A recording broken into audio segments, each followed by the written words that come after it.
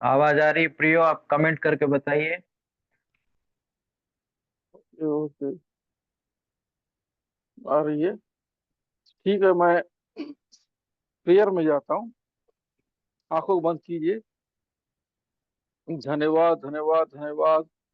राजाओं के राजा, प्रभु प्रभु, सुंदर समय के लिए धन्यवाद, धन्यवाद, धन्यवाद, धन्यवाद। तो धन्यवाद Yeshu, hallelujah, thank you, thank you, thank you. आसमां के नीचे और धरती पर, आसमां के नीचे और धरती पर, सबसे ऊंचा है प्रभु यीशु तेरा नाम। सबसे ऊंचा है प्रभु यीशु तेरा नाम। शांति देता है प्रभु यीशु तेरा नाम। शांति देता है प्रभु यीशु तेरा नाम। सबसे ऊंचा है प्रभु यीशु तेरा नाम। सबसे ऊंचा है प्रभु यीशु तेरा नाम। आसमां के नीचे और धरती पर, आसमां के नीचे और धरती पर, सबसे ऊंचा है प्रभु यीशु तेरा नाम। पवित्र आत्मा देता प्रभु यीशु तेरा नाम। पवित्र आत्मा देता प्रभु यीशु तेरा नाम। सबसे ऊंचा है प्रभु यीशु तेरा नाम। सबसे ऊंचा है प्रभु यीशु तेरा नाम। Thank you, thank you, thank you, thank you, thank you. हो धन्यवाद यीशु, धन्यवाद यीशु, धन्यवाद Yeshu. Thank you, thank you, thank you, thank you. हो राजाओं के राजा, प्रभु प्रभु, हालेलुया। धन्यवाद, धन्यवाद, धन्यवाद, धन्यवाद। इस सुंदर समय के लिए धन्यवाद प्रभु जी, हालेलुया। आप बड़े, आप बड़े, आप बड़े, आप बड़े, आप बड़े, आप बड़े प्रभु जी। आप महान है, आप दयालु है, आप कृपालु है प्रभु जी, हालेलुया। आपके नाम की महिमा, आपके नाम की महिमा, आपकी नाम की महिमा, हालेलुया। आप बड़े, आप बड़े, आप बड़े, आप बड़े, आप बड़े पूजी। आपके हाथों में देते पूजी आज की मीटिंग को पूजी, हालेलुया। पवित्र आत्मा आप लेके चलिए, लेके चलिए, लेके चलिए पूजी। जितने लोग जुड़े हैं पूजी, उनको जीवन में कार्य कीजिए पूजी। आज का वचन को पूजी वो ग्रहण करे, अपने दिल में बसाए पूजी, अपने जीवन में लागू करे पूजी। ये वचन फल लाने पाए पूजी, हालेलुया, कई गुना पूजी। मैं आपके हाथों में देता हूँ, मैं आपके हाथों में देता हूँ पूजी। आप बड़े, आप बड़े, आप बड़े, आप बड़े, आप महान है, आप कृपालु, आप दयालु प्रभु जी, हालेलुया। अद्भुत करने वाले, अद्भुत करने वाले प्रभु परमेश्वर, हालेलुया। हो thank you, thank you, thank you, thank you, thank you, thank you. हो राजाओं का राजा, प्रभु प्रभु, हालेलुया। हो thank you, thank you, thank you, thank you, thank you, thank you, thank you. आप बड़े, आप बड़े, आप बड़े, आप बड़े, आप बड़े, आप बड़े। Thank you, thank you, thank you, thank you, thank you. हो धन्यवाद, धन्यवाद, धन्यवाद। प्यारे प्रभु, मैं आपका दिल से धन्यवाद करता हूँ प्रभु जी, इस सुंदर समय के लिए प्रभु जी। हो प्रभु मेरे परमेश्वर प्रभु जी, तेरा नाम, तेरी जय हो, तेरी जय हो, तेरी जय हो प्रभु जी। मैं आपके हाथों में देता प्रभु जी आज के मीटिंग को प्रभु जी, हाल लिए एक एक लोगों को ब्लेस कर, जो भी सुनने वाले हैं प्रभु जी। आज का वचन प्रभु जी आपके लोगों से बात करने पाए प्रभु जी। वही तो आत्मा आप बात कीजिए प्रभु जी, हाल लिए लेके लोगों से बात करिए प्रभु जी, हाल लिया हो प्रभु जी। आप जानते हैं प्रभु जी, हाँ, आज लोगों के दिल में क्या है पूजी, वचन के द्वारा पूजी इनके सवाल का जवाब मिलने पाए पूजी। आज का वचन पूजी इनके जीवन अद्भुत काम करने पाए पूजी। आज के वचन के द्वारा पूजी आप इनको सही मार्गदर्शन कीजिए पूजी। आप दया कीजिए, आप कृपा कीजिए।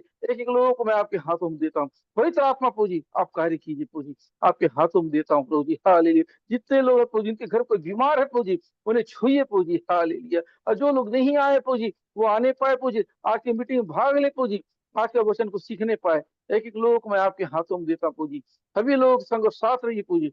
आदर महिमा जलाल आपको देता हूं पूजी, हालेलुया। शुरू से लेकर अंत तक पूजी आपकी उपस्थिति बनने रह पाए पूजी, आपके हाथों में सौंपता हूं। ये विनती आप बेटे प्रभु यीशु के नाम से मांगता हूं, सूरज घंटे, आमीन। प्रियो, मेरी आवाज आ रही कि एक बार और बता दीजिए। Thank you, thank you, thank you, thank you, thank you, thank you. होरी बारा बारा, होरी खसा कर लिख दीजिए, आवाज आ रही है तो। Thank you, thank you. होरी बारा बारा बारा, आ रही है ना?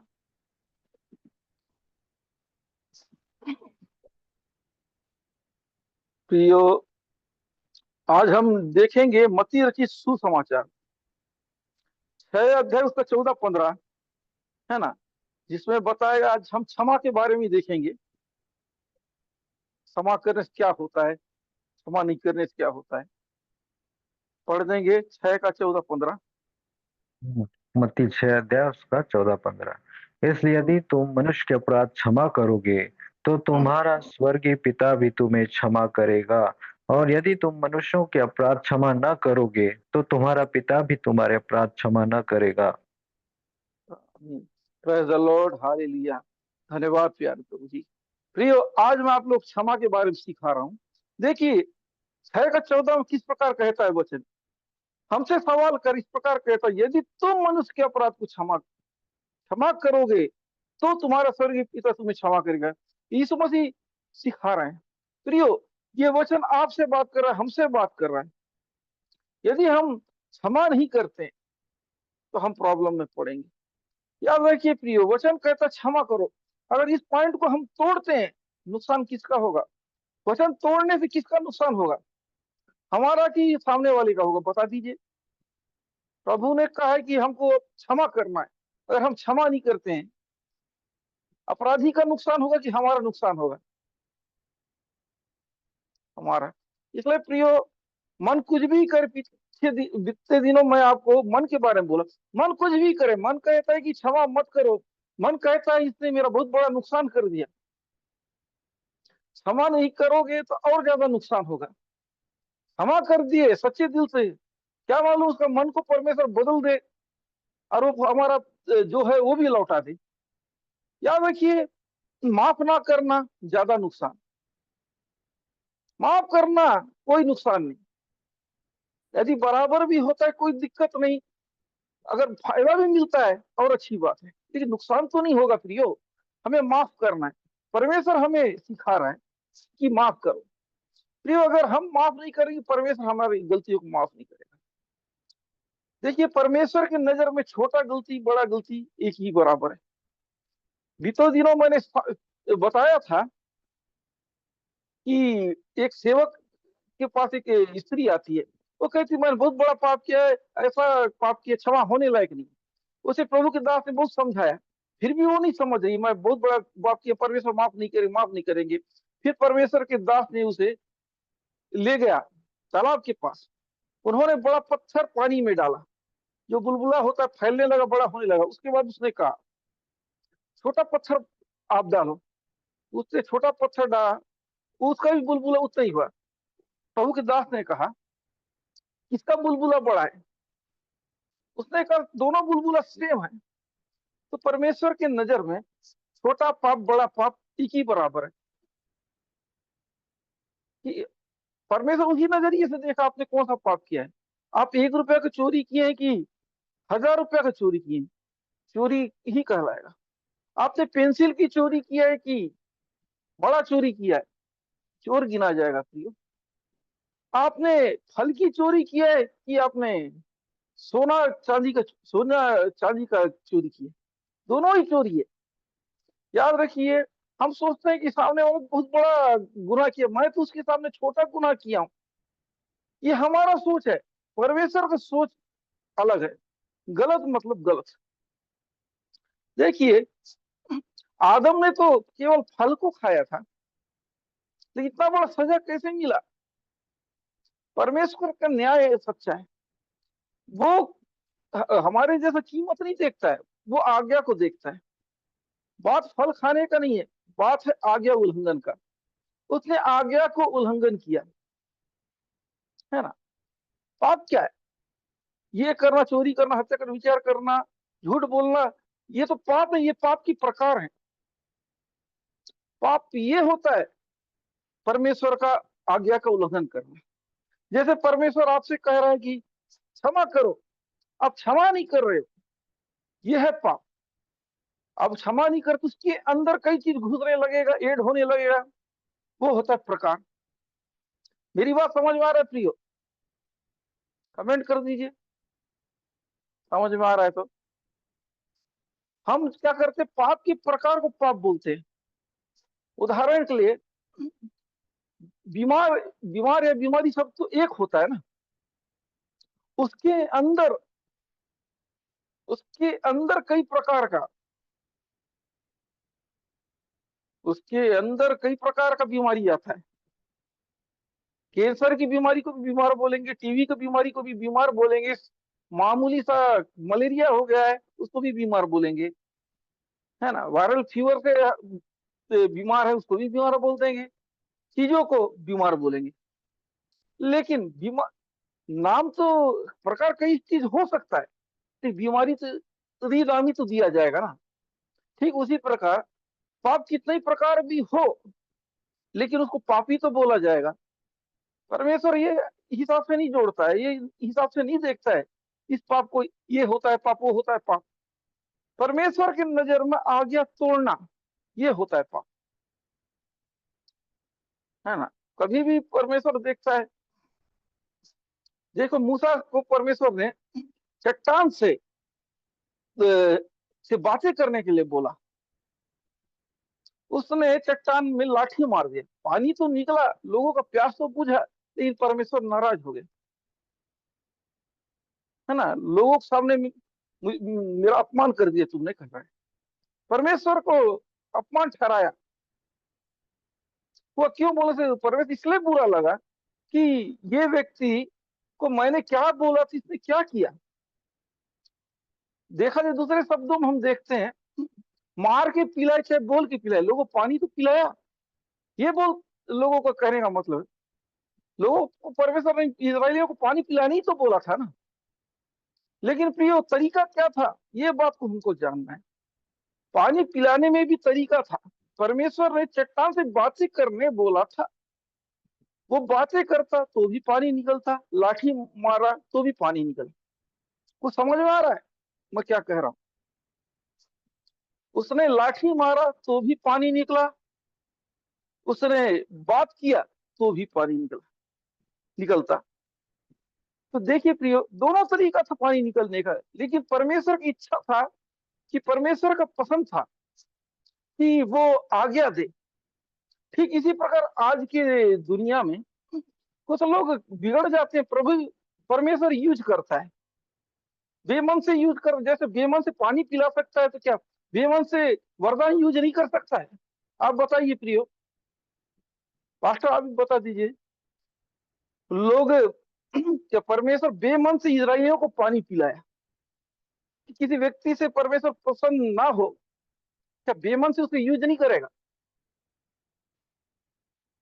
करेगा प्रियो, लोगों को देखता है। जैसे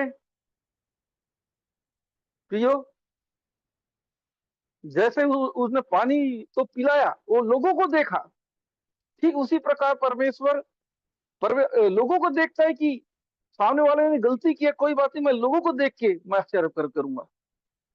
तो याद रखिए, अगर वो व्यक्ति अपने फायदे के लिए भी प्रभु का काम कर रहा है तो भी परमेश्वर करेगा, उसकी महिमा के लिए भी कर रहा है तो भी करेगा, लेकिन वो प्रसन्न नहीं होगा।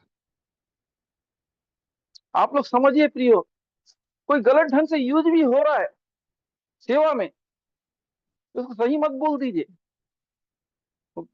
काम को देख के आप किसी को भी सही मत बोल दीजिए, वचन को देख के बोलिए, क्या वचन के मुताबिक वो काम कर रहा है कि अपने फायदे के लिए कर रहा है। प्रियो, मैं आज वचन के अनुसार सिखा रहा हूं प्रियो, कि परमेश्वर को खुश करके यदि हम काम करते हैं, सेवा करते हैं, कुछ भी काम करते हैं, तो प्रभु ईश्वर प्रसन्न होता है। अगर हम खुश करके ना करें, परमेश्वर को पसंद नहीं आता है। ये याद रखिए, आप कैसा काम करना चाहते हैं, प्रभु को प्रसन्न करके कि प्रभु को नाराज करके, ये आपके ऊपर है। क्वेश्चन इस प्रकार कह रहा है, यदि तुम मनुष्य के अपराध को क्षमा करोगे तो तुम्हारा स्वर्गीय पिता भी तुम्हें क्षमा करेगा। अपराध क्षमा करना है। सामने वाले ने आपका क्या नुकसान किया है, माफ नहीं करे तो आपको क्या फायदा मिलेगा? फायदा मिलता है तो कीजिए, फायदा नहीं मिलता है तो कोई मतलब नहीं। इन्होंने भी लोगों को माफ नहीं किया, अंदर परेशान हो के बीमार पड़े हैं, तकलीफ में आए हैं, शांति भंग हो जाता है, निराश हो जाता है, सब कुछ हो जाता है। सामने वाला जो हमारा नुकसान किया वो ज्यादा फायदे में रहता है। अक्सर यही होता है ना। जितना हम दुख सहने वाले और दुख सहते हैं, दुख पहुंचाने वाला और मजे में रहता है। अगर हम जलेंगे, परेशान होंगे, तो यही है ना, सामने वाले से जलेंगे उसका कुछ नहीं बिगड़ेगा, हमारा जरूर बिगड़ेगा। वचन कहता है कि अपने सताने वाले के लिए प्रेयर करो, है ना, दुश्मन को क्षमा करो। क्यों बोल रहा है? उसकी उसका आदर करो, उसका इज्जत करो। ये उल्टा परमेश्वर का स्वभाव है कि हम ईंट का जवाब पत्थर से ना, है ना, ईंट का जवाब हम लोग आदर से दें, नम्रता से दें।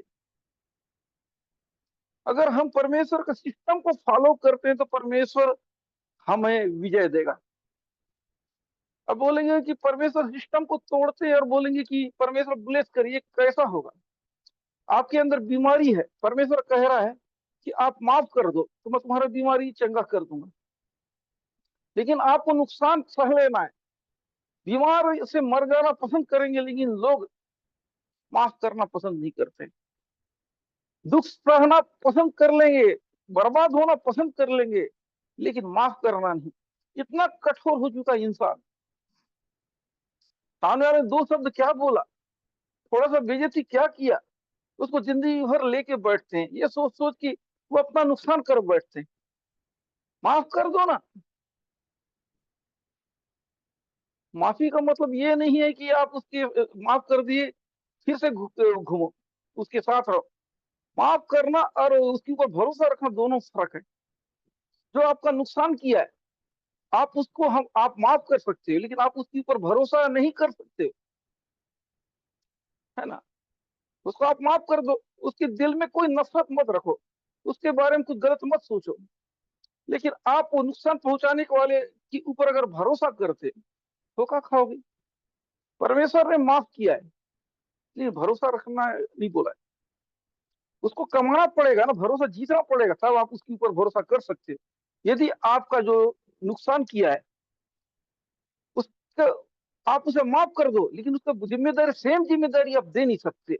अगर वो जिम्मेदारी उसको चाहिए तो उसको कमाना पड़ेगा। जिस पोजीशन को उसने गवाया उस पोजीशन को उसको कमाना पड़ेगा, है ना। तो अगला हम देखते हैं, यदि तुम मनुष्य के अपराध क्षमा ना करोगे तो तुम्हारा पिता भी तुम्हारा अपराध क्षमा ना करेगा।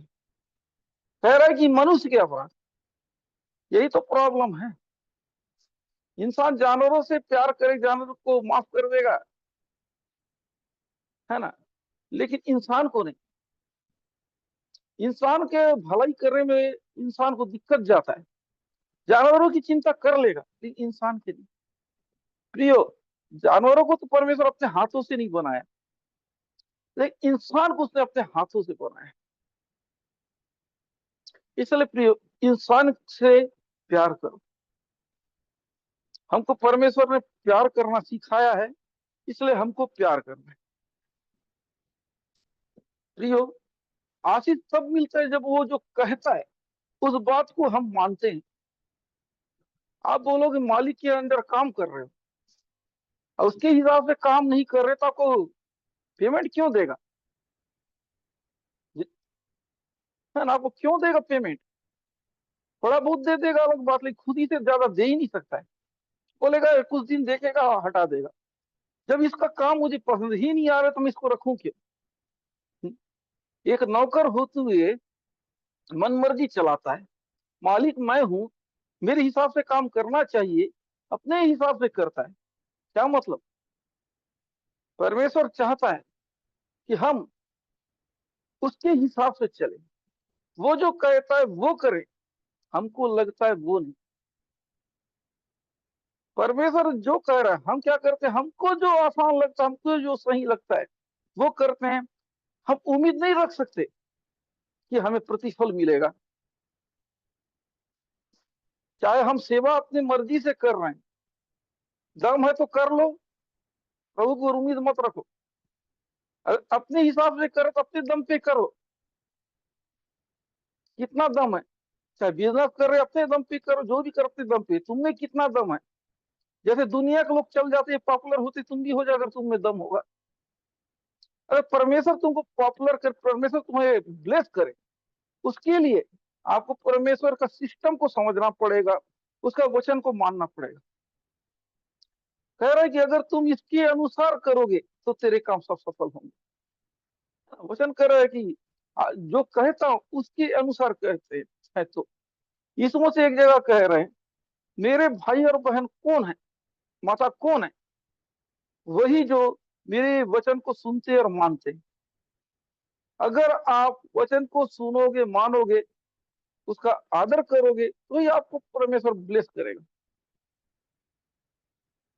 प्रियो, परमेश्वर पश्चाताप को देखता है। आपके अंदर कितना अफसोस है ना? आप कितना पछतावा करते हैं, आपके दिल को देखेगा। ठीक उसी प्रकार आपको भी देखना पड़े, सामने वाला अपनी गलती के लिए कितना शर्मिंदा है। देखा जाए तो परमेश्वर बोलते हैं एडवांस में माफ कर देना ठीक हो, माफी मांगे ना मांगे तो बात की बात है। हम इंसान हैं, सामने वाला 10 साल तक माफी नहीं मांगेगा, 10 साल तक माफ नहीं करेंगे। अरे मामला खत्म करो ना। 10 साल तक अपना आशीष को रोक के क्यों रख रहे हो? क्यों उसके पीछे अपना जिंदगी खराब कर रहे हो? वो माफी मांगे ना मांगे उसकी प्रॉब्लम है, आप माफ करके आजाद हो जाओ ना। जब वो माफी मांगेगा तब मैं माफ करूंगा। दिमाग में सोचते रहो उसी के बारे में एनी टाइम, किस दिन आएगा क्या, सब कुछ काम धाम छोड़ के जब वो आएगा तो उसको मैं माफ करूंगा। अंदर ये चलता है, उसको बताता हूँ, इसको सुनाता हूँ, सुनाती हूँ, ये वो, उसके बाद माफ कर दो। हो गया ना? आपका मनसा सही नहीं है। एक चीजों को लंबा लेके मत चलो, उस चीजों को भूल जाओ क्या हुआ था क्या नहीं। जितना जल्दी आप हादसा को भूलोगे उतना ही अच्छा है आपके लिए। हादसा को याद मत रखो, हादसा को याद रखना आप ही का नुकसान है। कौन कितना नुकसान करता है करने दो। आजकल उल्टा है, अगर आप सामने वाले को बोलोगे तूने ये किया और बहस करेगा, क्या मतलब? शैतान यही चाहता है कि काम और बिगड़े और गड़बड़ हो। शैतान का काम है धोखा देना, धोखेबाजी करना। वो अपना काम करेगा। याद रखिए, आपको वचन को देखना है। अगर आपके दिल में शांति रहा तो सब काम बनेगा। माफ नहीं करना से क्या होता है, सिंपल सा बात बोलूं, मन में अशांति छा जाता है।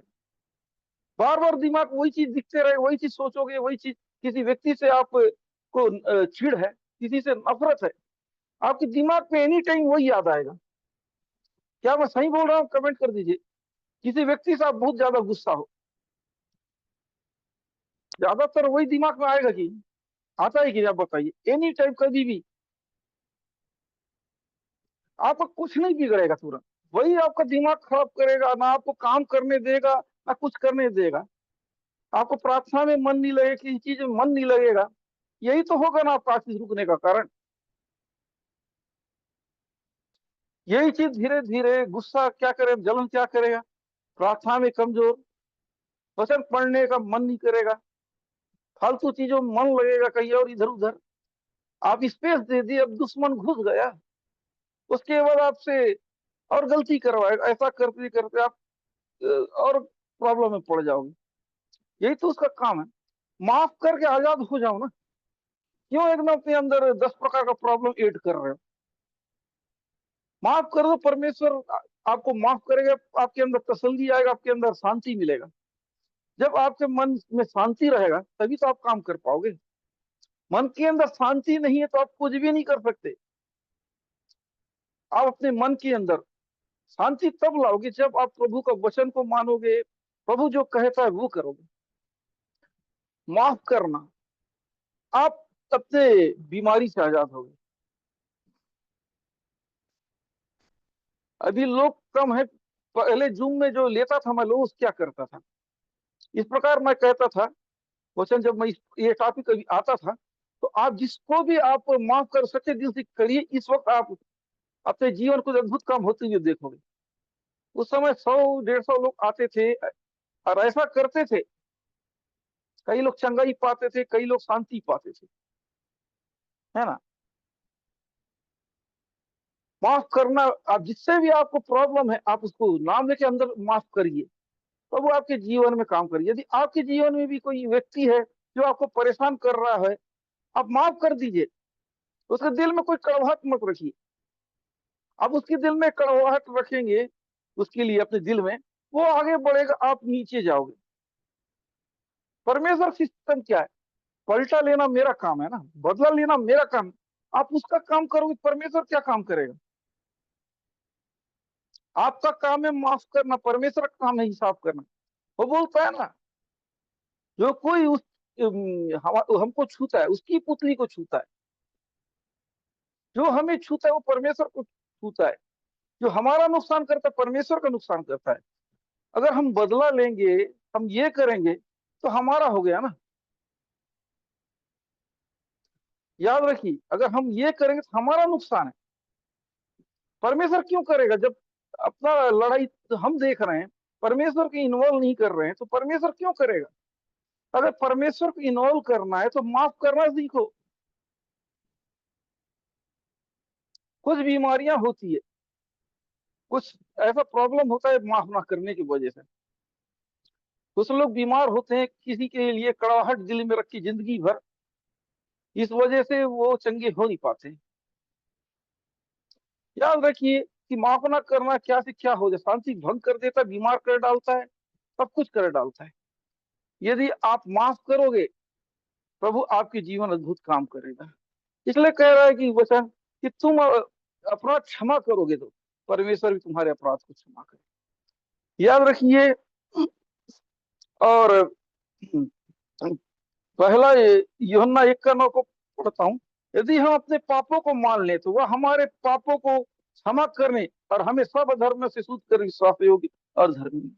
हम गलती मानेंगे, पाप मानेंगे, तो हमें जरूर क्षमा करेगा, है ना। और विश्वास भी, अगर हम पछतावा करते हैं, हम पश्चाताप करते हैं, तो जरूर हमें माफ करेगा।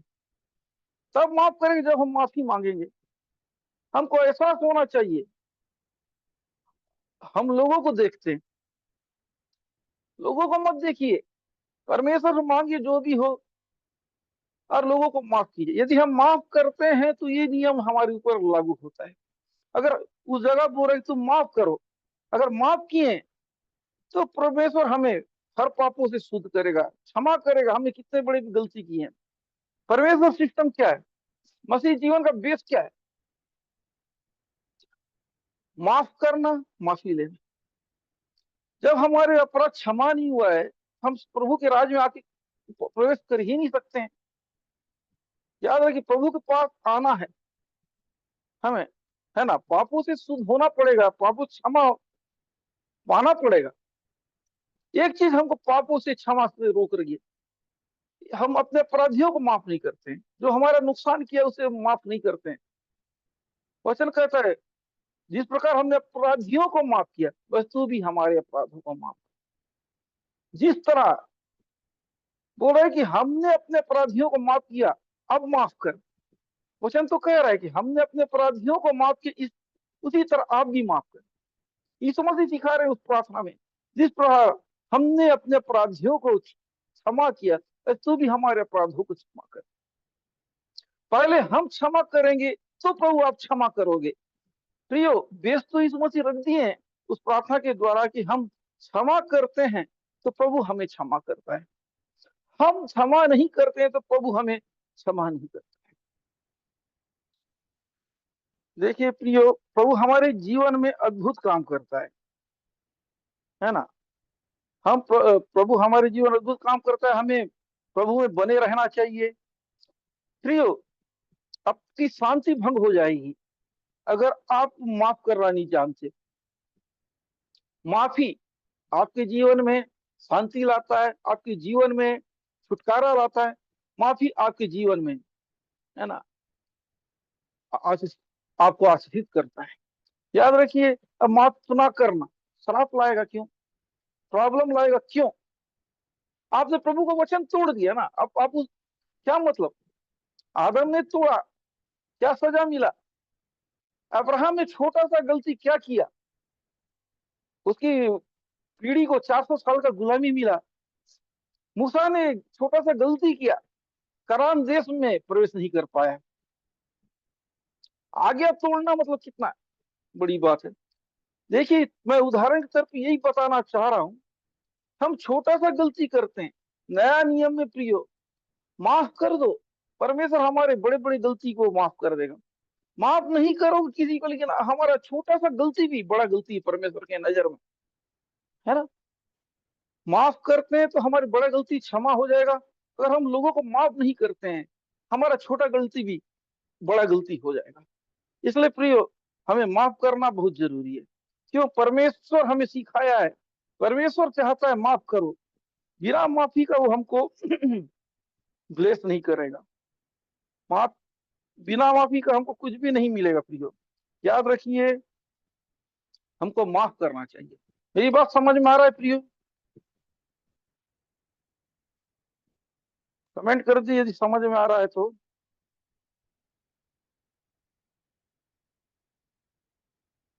आ रहा है ना? उत्पत्ति 50 का 17 से मैं पढ़ रहा हूँ, आप ध्यान से सुनिए। तुम लोग यूसुफ से इस प्रकार कहना कि हम विनती करते हैं कि तू अपने भाइयों के अपराध और पाप को क्षमा कर। हमने तुझसे बुराई की थी, पर अपने पिता के परमेश्वर के दासों का अपराध क्षमा कर।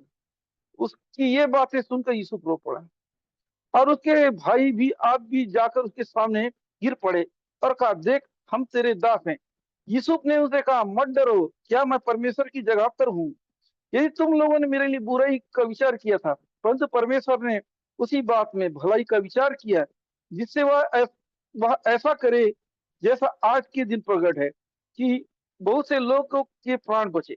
देखिए प्रियो, ये वचन बहुत काम का है। उत्पत्ति 50 अध्याय, है ना, उसमें जब याकूब, उसके पिता खत्म हो गया और ये लोग मिस्र देश में गए, उनका छोटा भाई जब मिस्र का प्रधानमंत्री बन गया, अब उनको डर लगा कि हम तो इसके साथ बचपन में बहुत गलत किए थे, इसको इस्माइलियों के हाथ में बेच दिए थे, और वो दुख उठाया, ये किया। हम तो सोच रहे थे मर गया होगा, हमने इसे इतना चोट पहुंचा, इसका अनादर किया, इतना दुख दिया, अब तो हमारे पिता भी नहीं रहा। अब ये व्यक्ति हमें माफ करेगा कि नहीं करेगा, ये हमसे बदला तो नहीं लेगा, ये सोच रहे हैं। और जाके यूसुफ के पास माफी मांग रहे हैं, है ना। उनका छोटा भाई याकूब का 11वां नंबर का बेटा, उसे माफी मांग रहे हैं। लेकिन वो बोला, यूसुफ इस प्रकार कहता है 20वां पद में, यदि तुम लोगों ने मेरे लिए बुराई किया था, परंतु परमेश्वर ने उसी बात में भलाई का विचार किया। देखिए, वचन कह रहा है कि तुम लोगों ने मेरे लिए बुराई किया, लेकिन परमेश्वर ने तुम्हारे बुराई में भी भलाई मेरे लिए उत्पन्न किया। तो अगर ये वचन ये कहता है कि परमेश्वर जो भी करता है अच्छा करता है। इनको मालूम नहीं था कि हम क्या कर, क्या मालूम परमेश्वर की योजना है। अगर मान लो यूसुफ उस जगह नहीं गया होता, मान लो अगर अकाल आया होता, तो क्या होता? पूरे दुनिया में अकाल पड़ा था, मिस्र को छोड़ के। मिस्र में भी पड़ा था, लेकिन सब खाने का सामान ऑलरेडी यूसुफ तैयार करके रखा था, सब जगह खाना खत्म हो चुका था। लेकिन परमेश्वर ने उसे बात किया, परमेश्वर ने उसे समझाया, बुद्धि दिया, ज्ञान दिया, वो इकट्ठा करने लगा भोजन को, जितने प्रकार के जो खाने की वस्तु थी सबको इकट्ठा करके रखा। परमेश्वर ने उसे बचपन में जो दर्शन को दिखाया था, वो दर्शन को वो पकड़ा रहा, उसको थमा रहा। उसके भाई लोग अपमान करते थे, दर्शन देखने वाला बोल के अपमान उड़ाया करते थे। वही चीज हुआ, बाद में जो दर्पण उसको यीशु को याद आया, ये भाई लोग जो मेरा मजाक उड़ाते यही मेरे सामने झुक रहे हैं। प्रियो, आंधी आया, तूफान आया, लेकिन वो हिला नहीं। परिस्थिति इतना बिगड़ चुका, जो वो गलती किया नहीं, उस गलती का उसने सजा भुगता, जेल में रहा, फिर भी वो परमेश्वर का धन्यवाद देता रहा। एक दिन परमेश्वर ने उसे मिस्र का प्रधानमंत्री बनाया। ये समय आया, इसके भाई लोग इसके पास आए, उससे माफी मांग रहे हैं। परमेश्वर ने उसके लिए भलाई किया, वाकई में इसके भाई लोगों ने इसके साथ बुरा किया, लेकिन परमेश्वर इसके लिए भलाई किया। यदि हम सही हैं, लोग हमारा बुरा करे, तो भी ये बुराई भी हमारे भलाई बन जाएगा। परमेश्वर बुराई में भी भलाई को बना देता है। एक कहानी मैं सुना था इससे रिलेटेड। एक राजा था, उसका मंत्री था। वो हमेशा कहता था, प्रभु यीशु जो करता है भला करता है, प्रभु यीशु जो करता है तो भला करता है। राजा सुन सुन के परेशान हो गया, बार बार बोलते रहता है। एक दिन क्या हुआ, वो तलवारबाजी कर रहा था कि प्रैक्टिस कर रहा था, अचानक उसका उंगली कट गया, और उसको बता रहा है कि देख मेरा उंगली कट गया। मंत्री बोलता है, प्रभु यीशु जो करता है भला करता है। राजा का दिमाग खराब हुआ, बोला ये कैसे बात करता है, प्रभु यीशु जो करता है भला करता है, मेरा उंगली कट गई, अच्छा अच्छी बात है। फिर भी वही बोले, ले जाओ इसे कैद में रखो, मेरा अपमान कर रहा है। वो गया शिकार खेलने के लिए जंगल, बढ़िया गया गया, वो बिछड़ गया, बाकी लोग इधर उधर। अचानक जंगली लोग उसे पकड़ लिए, राजा को पकड़ के ले गए अपने देवताओं के बलि चढ़ाने के लिए। बराबर उसको बलि चढ़ाने वाले थे, अचानक देखते हैं इसका एक उंगली कम है। बोले कि तुम्हारा एक उंगली कम, इसका बाकी इसका एक उंगली कम है, इसको चढ़ाना सही नहीं, गलत हो जाएगा, इसको वापस भेज दिए। और वो राजा गया मंत्री के पास, बोलता है कि मंत्री जी कहाँ है, मंत्री जी उसे मैं मिलूंगा। वाकई में प्रभु जो करता है भला करता है, प्रभु जो करता है भला करता है। फिर वो बोलता है कि वो भी बोलता है प्रभु जो करता है, आप कैसे बोल रहे हो। बोला अगर मैं आपके साथ गया होता, मैं फंस जाता ना, मेरे तो 10 उंगली हैं, मैं तो बच गया। इसलिए प्रभु जो करता है भला करता है। आपने जेल, क्या आपने कैद में रखा, आपके साथ मैं नहीं गया, ये मैं बच गया। आप जो गए, आपका अंगूठा नहीं था या उंगली नहीं था, आप बच गए। हमारे लिए बुराई में भी परमेश्वर भलाई उत्पन्न करता है। अगर क्या मालूम वो उसके साथ गया होता मंत्री, उसको पकड़ के बलि चढ़ा दिए होते। अगर राजा का अंगूठा या उंगली सही होता, राजा का बलि चढ़ गया होता। याद रखिए, प्रभु जो करता है भला करता है, समझने वाले के लिए है। नहीं, अगर हम थोड़ा सा दर्द को सह ले, तो बड़ा दर्द आराम से सह लेंगे। कुछ लोग क्या करते हैं, इंजेक्शन का दर्द को सहना नहीं चाहते, उसके लिए बोलेंगे बड़ा तकलीफ उठा लेंगे। यही है लोगों का, छोटा सा तकलीफ, 1 किलोमीटर नहीं चलेंगे, उसके बदले हम लोग 20 किलोमीटर चल लेंगे परेशान होके, है ना। यही है, छोटा सा दर्द, छोटा सा तकलीफ नहीं उठाएंगे, बड़ा तकलीफ उठा लेंगे। ये लोगों ने इसके साथ कितना बुरा किया। देखिए यूसुफ को परमेश्वर और ब्लिस करता है। एक धर्मी व्यक्ति सामने वाले क्या कर रहा है, क्या बुरा कर रहा है, वो नहीं देखता है, परमेश्वर मेरे लिए क्या कर रहा है ये देखता है। धर्मी का नजर परमेश्वर की ओर होता है। राजा साउल दाऊद का कितना नुकसान करने की कोशिश करता था, कितना बार जान लेने का कोशिश करता था, लेकिन राजा दाऊद बच जाता था। लेकिन वो साउल के ऊपर हाथ नहीं उठाता था। एक बार तो साउल उसके हाथ में पकड़ा आ गया था, फिर भी वो बोला कि मैं परमेश्वर का अभिषिक्त जन के ऊपर हाथ नहीं उठाऊंगा। देखिए परमेश्वर कितना महान है। तो परमेश्वर को धन्यवाद देता था, कुछ दिन के बाद वो इज़राइल का राजा बन गया। याद रखिए, हमारा अच्छा ही हमें आगे ले जाता है। दाऊद का अच्छा ही उसको आगे ले गया। अगर उसके दिल में अपने राजा के प्रति कड़वाहट होता, शायद ही इतना बड़ा पद मिलता। परमेश्वर एक एक चीजों को देखता है प्रियो। हम कितने प्रभु का डर भय मानते हैं।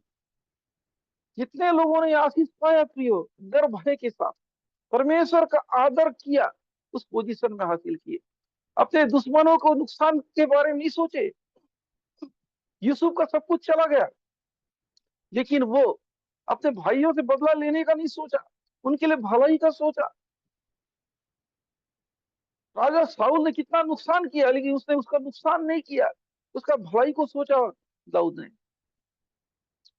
याद रखिए, जितना हम दुश्मनों का भला सोचेंगे, हमें सताने वाले का भला सोचेंगे, परमेश्वर हमारा भला सोचेगा। इसलिए वचन कहता है कि तुम मनुष्य के अपराध को क्षमा करोगे तो परमेश्वर तुम्हारे अपराध को क्षमा करेगा। वचन जो कहता है इसे हल्की में मत लीजिए। क्षमा मतलब क्षमा। भले आपको कठिन लगता है, कोई बात नहीं, उसको मत देखिए, आने वाला आशीष को देखिए प्रियो। आप क्षमा नहीं करोगे, आपका भविष्य का आशीष रुक जाएगा। यदि आप अपने भविष्य के आशीष को दाव लगाना चाहते तो आप माफ मत कीजिए। वर्तमान में आपको कुछ नहीं दिख रहा है, लेकिन आपका भविष्य सुनहरा है, उस चीज को देखिए प्रियो। हम आज्ञा पालन करते हैं, कितने दिन के बाद आशीष मिलता है। जब वो यूसुफ को दुख दिए, उसको है ना बेच दिए, तुरंत थोड़ी वो बना, कितना साल लगा होगा उस मंत्री बनने में, कितना दिन के बाद वो लोग आए। याद रखिए, सब्र करना बहुत जरूरी है, पेशेंस, सब्र, इंतजार। जो व्यक्ति इंतजार करना सीखा, वो व्यक्ति आशीष सीखा। अब्राहम ने अपने वायदा के लिए कितने साल इंतजार किया। परमेश्वर ने उसे वायदा किया 75 ईयर में, और वायदा पूरा हुआ 99 में। उतना साल तक उसने क्या किया। जब वो हराम देश में था, परमेश्वर ने उसे दर्शन दिया और कहा तू कनान देश को चला जा, वो देश मैं जो भेज रहा, मैं उस जगह तुम्हें ब्लेस करूंगा। चला तो गया, लेकिन इस जगह पे वो आशीषित हुआ नहीं इतना जल्दी। वो डेरों में रह रहा था, अकाल पड़ रहा था, मिस्र चला गया, फिर उसके बाद ऐसा ऐसा होने लगा, फिर वापस आ रहा है। कई दिन के बाद आशीष मिला। देखिए कितना साल उसे लगा परमेश्वर बने रहने के। मूसा को 40 साल इंतजार करना पड़ा परमेश्वर की योजना पूरा करने के लिए। इजराइलियों को तो 40 साल लगा उस कनान में पहुंचने के लिए। याद रखिए, मसीह जीवन कठिन है, कांटों में चलने के बराबर है। देखिए, लोगों को लगता है बहुत आसान है, तो ये सब कुछ ठीक है, चर्च जाना, प्रार्थना करना बहुत आसान है, लेकिन परमेश्वर के आज्ञा को पालन करना बहुत मुश्किल है। चर्च तो कोई भी जा सकता है ना, कोई भी जाएगा। बाकी धर्म के लोग भी तो अपना पवित्र जगह में, स्थान में जा रहे हैं ना। प्रभु के एक दास ने सिखाया प्रार्थना करना। प्रार्थना तो हर कोई करते हैं, मुस्लिम करता है, ये करता है, सब यहूदी कर, सब धर्म के लोग करते हैं, लेकिन परमेश्वर का इंतजार कौन करता है। प्रार्थना से ज्यादा परमेश्वर का इंतजार जरूरी। परमेश्वर का वेट, उसकी बाट जो होना, उसका इंतजार करना, उसमें बने रहना। परिस्थिति खराब रहे, कुछ भी रहे, वो मेरे साथ है, वो मेरा बाल भी बाका होने नहीं देगा। ये हिम्मत रखना। हम बेमन से भी प्रार्थना कर सकते हैं, स्वार्थ से भी प्रार्थना कर सकते हैं, दिखाने के लिए प्रार्थना कर सकते हैं, लेकिन परमेश्वर के ऊपर भरोसा के साथ तो नहीं ना। वही मेरा सब कुछ है। क्या आप उसका वेट करने का दम है, हिम्मत है। अब्राहम ने इंतजार किया, जरूर एक दिन प्रभु आएगा, मुझे ब्लेस करेगा, जो उसने वायदा किया वो करेगा। हमको अपने उसकी वायदा को इंतजार करना। परमेश्वर है, वो जरूर प्रतिफल देगा। वचन कहता है कि परमेश्वर अपने खोजने वालों को प्रतिफल जरूर देता है, उसके ढूंढने वालों को जरूर प्रतिफल देता है। याद रखिए प्रियो कि हमारा भरोसा कितना है परमेश्वर के ऊपर। जो आपसे वो बातें किया है वो पूरा करेगा, क्या आपको भरोसा है। फलाने ने भैंसवाड़ी किया, खत्म। अरे प्रियो, किसी सेवक ने भैंसवाड़ी किया हो चाहे वचन का भैंसवाड़ी हो, दोनों के लिए एक ही नियम होता है। इंसान बोल दिया है तो पूरा थोड़ी होगा, वो भी बोलेगा तो भी आपको वचन को फॉलो करना पड़ेगा, परमेश्वर में बने रहना पड़ेगा। वचन भी आपसे बात कर रही है, भविष्यवाणी को भी पूरा होने के लिए परमेश्वर के साथ जुड़े रहना पड़ेगा। किसी सेवक ने बोला मैं तुम्हें ब्लेस करता हूं, और वचन कह रहा है कि आज्ञा मानो मैं तुम्हें ब्लेस करूंगा, कुल मिला के वही है ना। वो चाहिए तो भी आपको प्रभु में बने रहना चाहिए, वचन जो कहता है उसको भी पूरा होते देखना है, तो भी प्रभु में बने रहना। भविष्यवाणी पूरी कब होगी? जब आप प्रभु में बने रहोगे, वो जो कहता है वो करोगे, तभी तो परमेश्वर देगा। याद रखिए, कभी कभी भविष्यवाणी कैंसल हो जाता है। आप लायक नहीं हो तो आपके लिए भविष्यवाणी कैसे पूरा होगा? एक एक सेवक ने सिखाया कि हम प्रेयर, हमारा जो प्रेयर है एक चिट्ठी के समान है, वो परमेश्वर तक पहुंच गया है।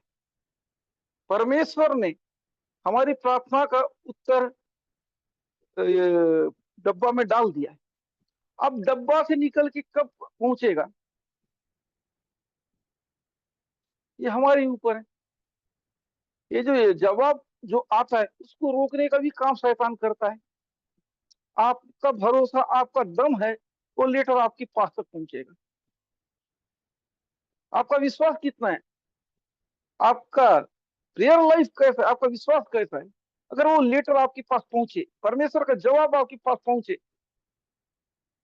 क्या आप शैतानी ताकत से लड़ सकते हैं? क्या अपने आशीष छीन सकते हैं? आप कह रहे हैं कि शैतान ने मेरा आशीष छीन लिया, आप छीनने दे रहे हो तो क्यों नहीं छीनेगा? दानियल का ही तो प्रार्थना को रोका था, लेकिन वो रुक थोड़ी गया, उसने उत्तर ले ही लिया ना।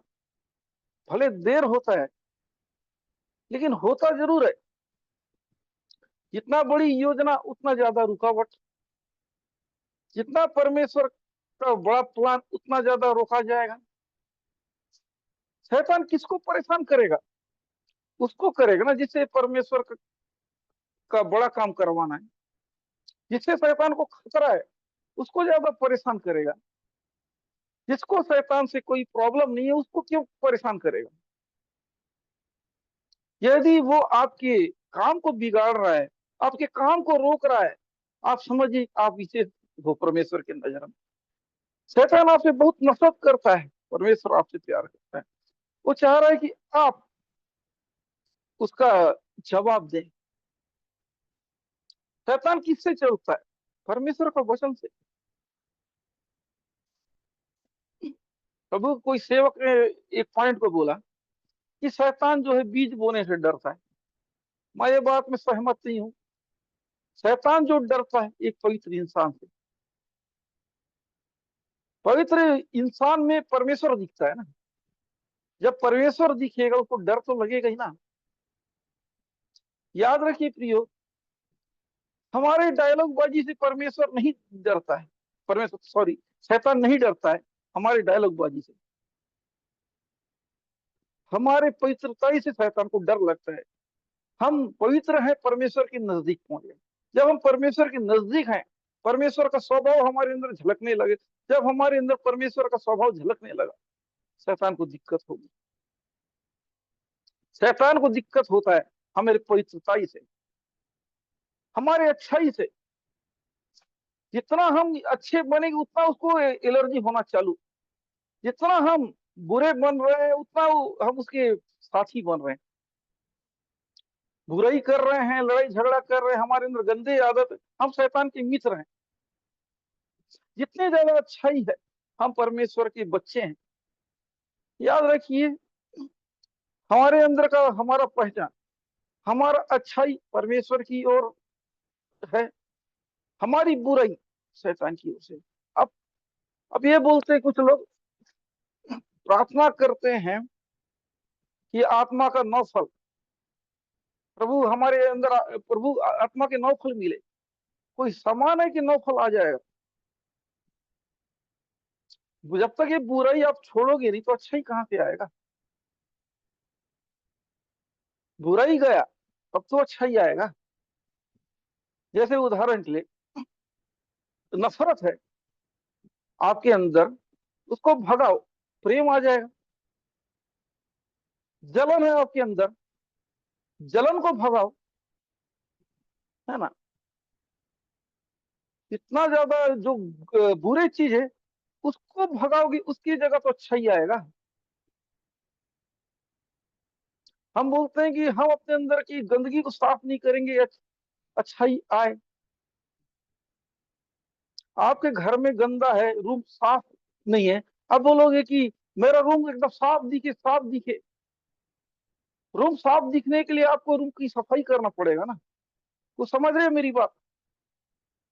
कमेंट कीजिए अगर समझ में आ रही है तो। आपका घर साफ दिखे उसके लिए साफ हो जाए, साफ हो जाए बोलने से हो जाएगा?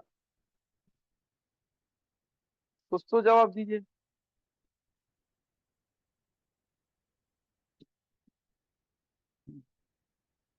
आपका घर साफ हो जाए बोलने से नहीं होगा, उसके लिए आपको साफ करना पड़ेगा।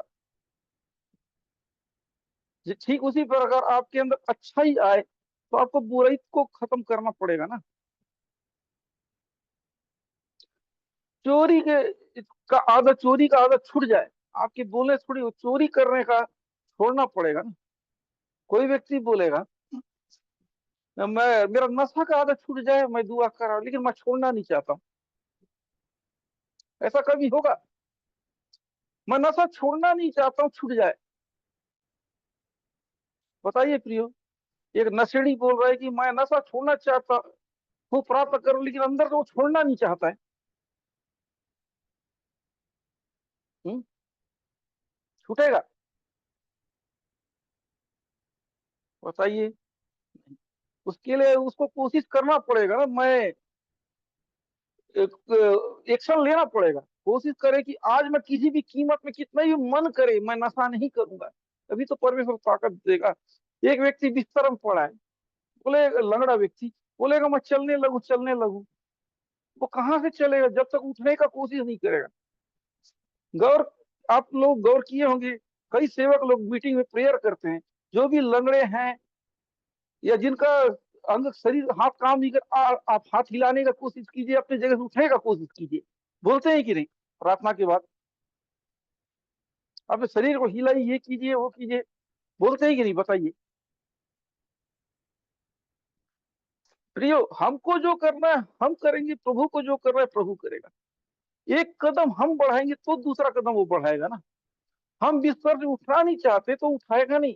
हम चलना नहीं चाहते वो चलाएगा नहीं। हम दौड़ना नहीं चाहते वो दौड़ाएगा नहीं। क्यों बोलते प्रभु की सेवा? कोशिश कर जो नहीं कर सकते हो।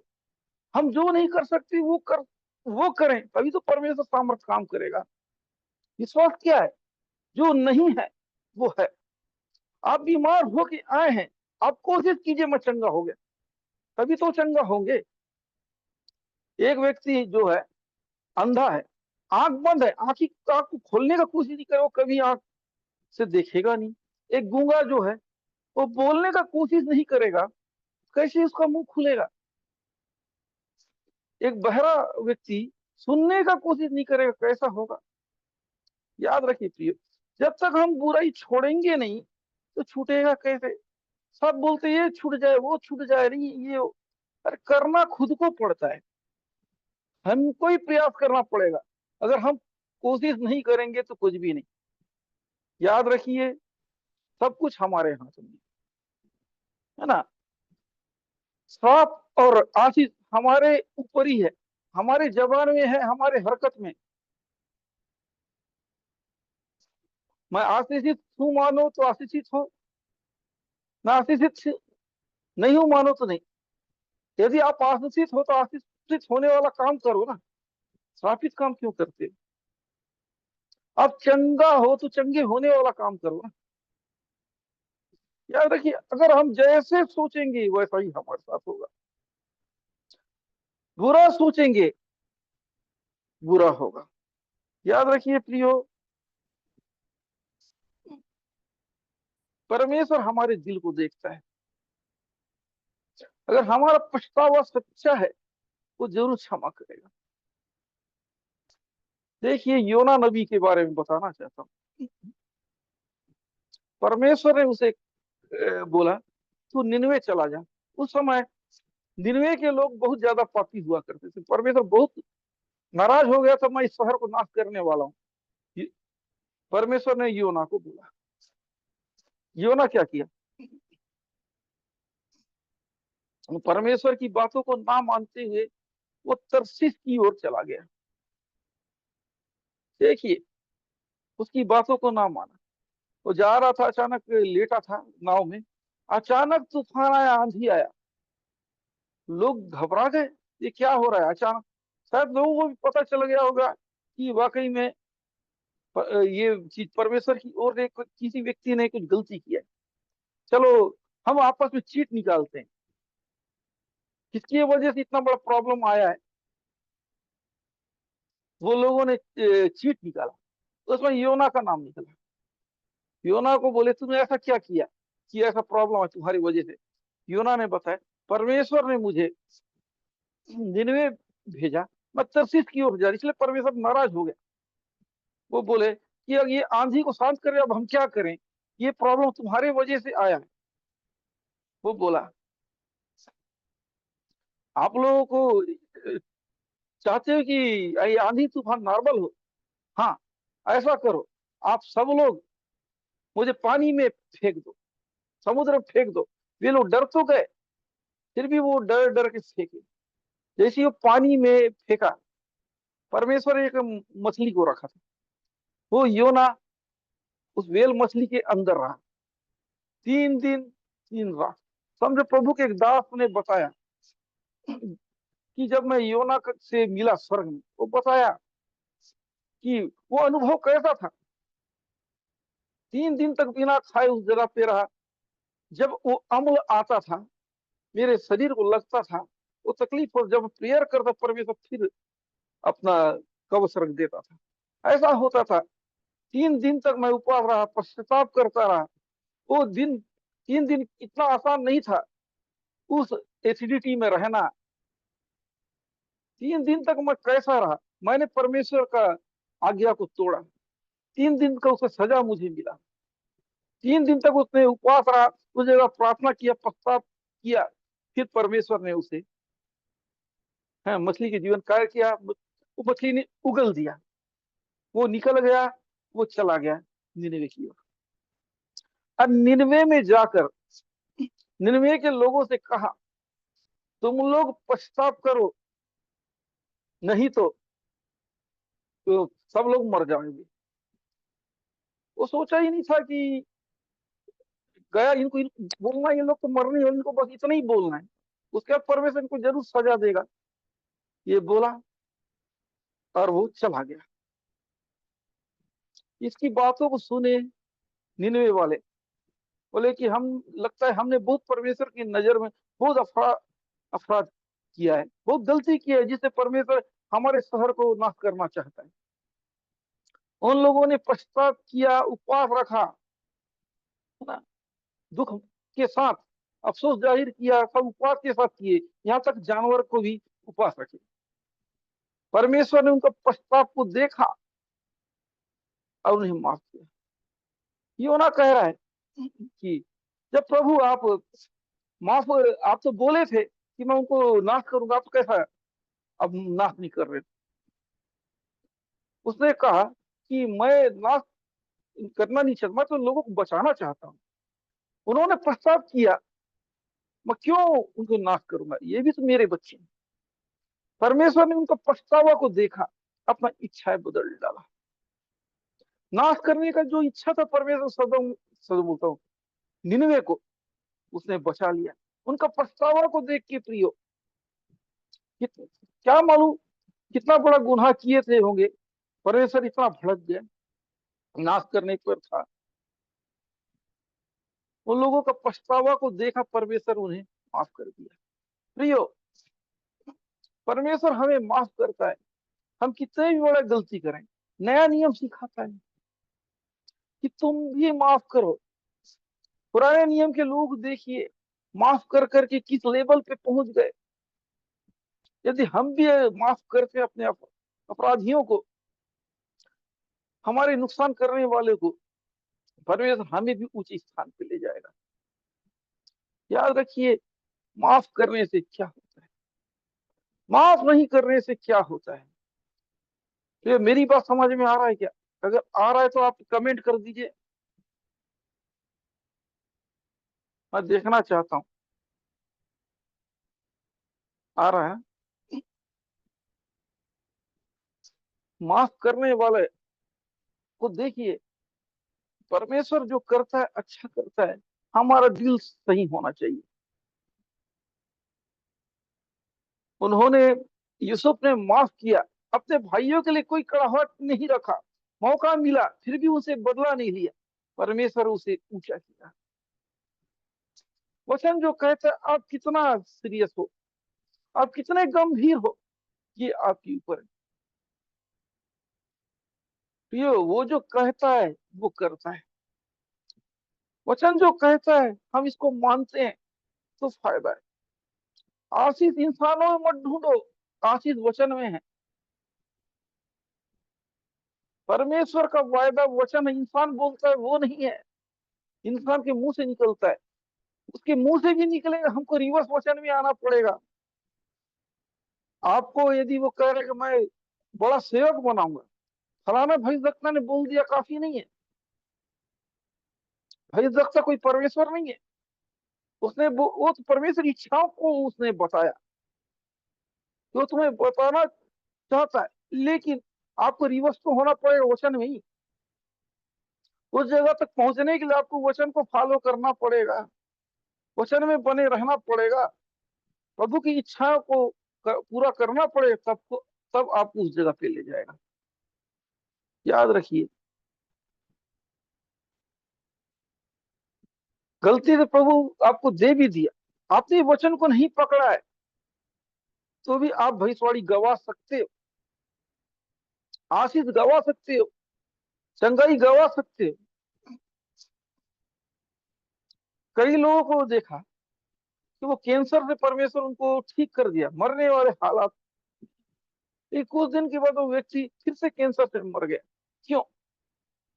जब वो चंगा हो गया तो उसके बाद फिर से कैंसर में कैसे मरा? याद रखिए, उसने क्यों मरा? उसने परमेश्वर का वचन को समझा नहीं, परमेश्वर को जरूरी नहीं समझा। ये होता है। हमने हासिल कर लिया, बड़ी बात नहीं। याद रखिए, परमेश्वर से हासिल करना विश्वास नहीं है, परमेश्वर को प्रसन्न करना विश्वास है। लोगों को लगता है मैंने ये पा लिया, ये गिफ्ट पा लिया, ये वरदान पा लिया, मैं इतना बड़ा आर्थिक आशीष पा लिया, मेरा विश्वास बड़ा है ना। क्या आपने प्रभु को प्रसन्न किया? क्या प्रभु आपसे प्रसन्न है? अगर वो आपसे प्रसन्न है तो ये जो आपने पाया है वो बरकरार रहेगा। अगर वो आपने प्रभु को प्रसन्न नहीं किया है, जहां से आया था वहीं चला जाएगा। यही होता है प्रियो, हासिल करना। कोई विश्वास समझने वाले अब बोलते हैं मीटिंग में बैठा, मैंने इस चीज को हासिल किया, दुष्ट आत्मा मेरा निकल गया, बहुत बड़ा बंधन था, टूट गया। फिर कुछ दिन के बाद बोलोगे फिर वही चीज आ गया, ठीक मैंने प्रार्थना कराया फिर से वैसे ही हो गया। तो आपने वचन को जरूरी नहीं समझा, प्रभु को जरूरी नहीं समझा, इसलिए तो चीज आया। अगर आप प्रभु को गंभीर नहीं समझेंगे तो यही आना जाना लगे रहेगा। क्या आप अपने जीवन में आना जाना देख चाहते आशीष को? अगर आपका फेथ सही नहीं है, आशीष आएगा चला जाएगा। क्या मतलब? आज आपने चंगाई पाया, कल फिर वैसी का वैसी हो जाओगे। क्या मतलब ऐसे चंगाई का? आपको आपको आर्थिक आशीष मिला, फिर कल फिर से कंगाल हो गए। क्या मतलब? मेरी बात समझ में आ रहा है क्या? कमेंट कर दीजिए यदि आपको मेरी बात समझ में आ रहा है तो कमेंट कीजिए।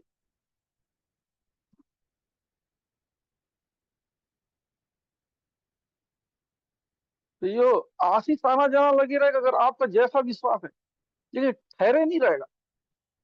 आशीष अगर आते हो आपकी ऊपर ठहरे रहे तो याद रखिए वचन को सीरियस हो जाइए। मसीह जीवन सबसे बड़ा बेस है माफ करना और माफी मांगना। यदि आपने लोगों को माफ कर दिया और अपने प्रभु से माफी मांग लीजिए और प्रभु के नजदीक आ जाइए, जो भी आपने गलती की प्रभु आपके जीवन में अद्भुत काम करेगा। याद रखिए यीशु मसीह ने शुरुआत सिखाया माफी के बारे में। कितना जरूरी है माफ करना। माफ नहीं करने से कितना आशीष रुक जाता है, कितना नुकसान होना चालू हो जाता है। इसलिए प्रियो, दूसरा इतिहास 7:14 हम देखते हैं।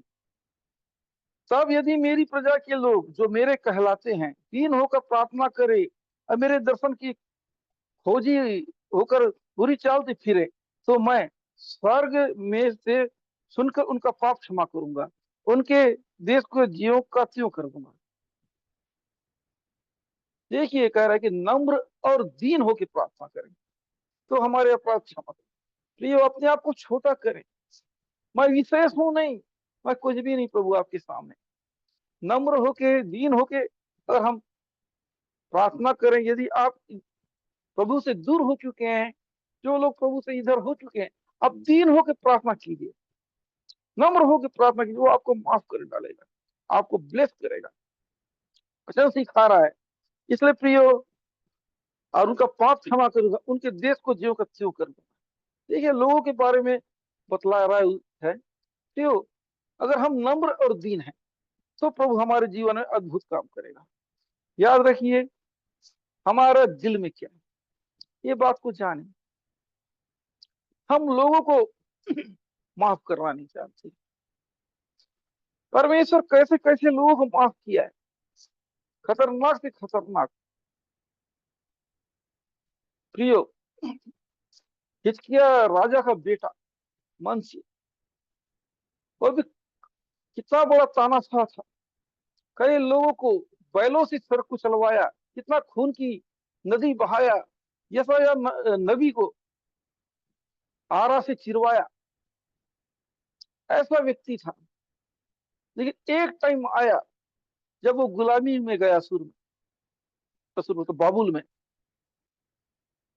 उसको एहसास हुआ कि मैं जो किया हूँ गलती किया हूँ, प्रभु मैंने आपकी नजर में बहुत गलत किया, मुझे ऐसा नहीं करना चाहिए था। उसने माफी मांगा, परमेश्वर उसे माफ किया, उसे फिर से उसका राज लौटा दिया। देखिए माफ करने से, माफी मांगने से परमेश्वर क्या नहीं करता। लोगों को तो ये लगता है मैंने कोई गलती नहीं की, इसलिए प्रिय परमेश्वर के पास आते हैं, जाने अनजाने में जो भी गलती हुआ हमें माफ कर। किसी को हमने चोट पहुंचाया है, माफ कर। प्रियो ये चीज हमारे आशीष को रोकता है। किसी के लिए अपने दिल में कड़वाहट मत रखिए, किसी के लिए अपने दिल में जलन मत रखिए। ये सब चीज सामने वाले को नुकसान नहीं पहुंचाएगा, ये नुकसान आपको पहुंचाएगा। यदि आप अपना भला चाहते हैं, किसी का कुछ मत बिगाड़िए, सामने वाले को बिगाड़ने दीजिए और ध्यान मत दीजिए। याद रखिए काम तो माफ करना तो बहुत मुश्किल तो है। आसान काम होता तो हर कोई कर लेते ना, परमेश्वर कठिन काम ही तो करवाता है। बड़ा आशीष के लिए क्या छोटा काम करना पड़ेगा? बड़ा ही काम तो करना पड़ेगा ना। माफ नहीं करना, है ना, काम तो बहुत कठिन है। इस कठिन काम के बदले कितना बड़ा आशीष है, ये भी याद रखिए।